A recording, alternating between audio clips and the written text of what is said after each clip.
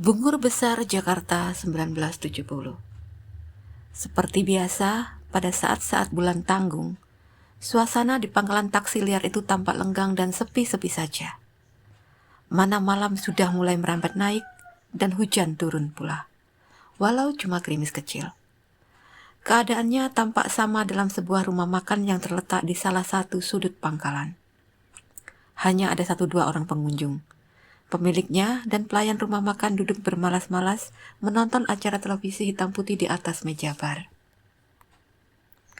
Seorang lelaki tengah baya berpakaian rapi dan perlinte yang duduk sendirian di salah satu meja, melirik gelisah ke arlojinya, lalu mengambil gelas di meja untuk kemudian sisa kopi di gelas itu ia tegak habis dengan sikap tak sabar.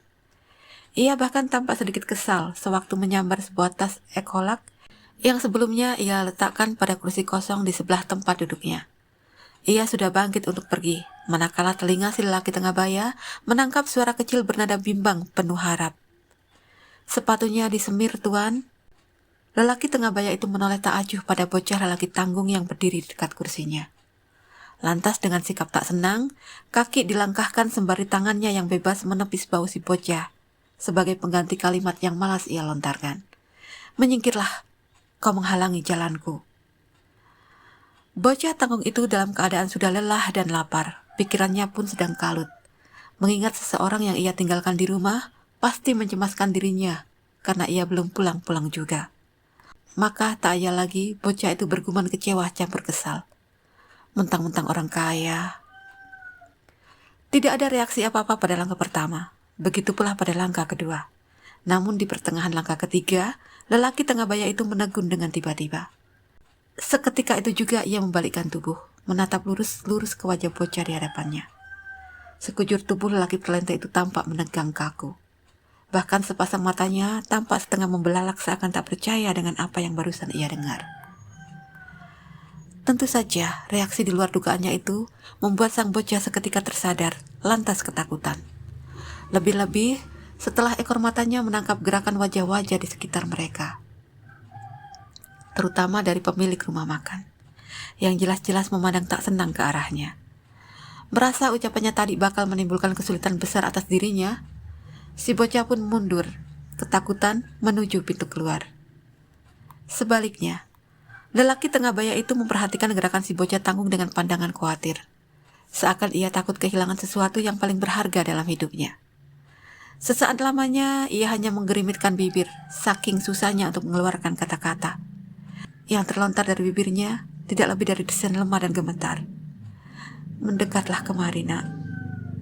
Mendengar ucapan itu, jangankan mendekat, si anak laki-laki malah semakin mundur.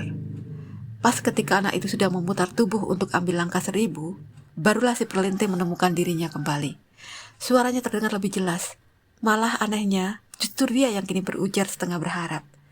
"Tunggu sebentar, Nak. Bukankah kau akan menyembir sepatuku?" Bocah tanggung itu berbalik kembali. Ia meluruskan tegaknya, ragu-ragu, namun dengan sepasang mata memandang waspada, siap menghadapi segala kemungkinan, terutama bagaimana harus menyelamatkan diri bila keadaan memaksa. Ia masih takut-takut memang, akan tetapi perasaan takutnya ditundukkan oleh 2 hal. Pertama, suara si perlente yang terdengar lunak, bukan marah. Hal kedua, dan inilah yang terpenting, uang. Berapapun jumlahnya bukan soal, uang tetaplah uang adanya. Ia sudah mengumpulkan beberapa sebagai hasil kerja keras dan melelahkan sepanjang hari itu, namun masih jauh dari cukup untuk memenuhi kebutuhannya, terutama kebutuhan seseorang yang terpaksa ia tinggalkan sendirian di rumah. Teringat sampai di situ, si anak membulatkan tekad. Ia kini siap menanggung resiko apapun juga. Ia biarkan dirinya diamat-amati oleh si lelaki tengah baya. Pandang matanya seolah ingin menelannya bulat-bulat dari ujung rambut sampai ke ujung kaki. Lantas sebagai pertanda ia benar-benar menyesali gumanan kasarnya tadi, bocah itu pun berujar mantap. "Terima kasih, Tuan." Bibir orang di hadapannya mengulas senyuman samar-samar. Belum apa-apa kau sudah berterima kasih. Aku kan belum memberimu uang. Lagi pula..." Lelaki tengah baya itu melirik ke bawah, ke sepasang sepatu di kakinya. Sepatu yang jelas-jelas terlihat bersih, masih berkilat pula. Setengah tertawa ia melanjutkan, "Sepatuku memang sudah waktunya disemir."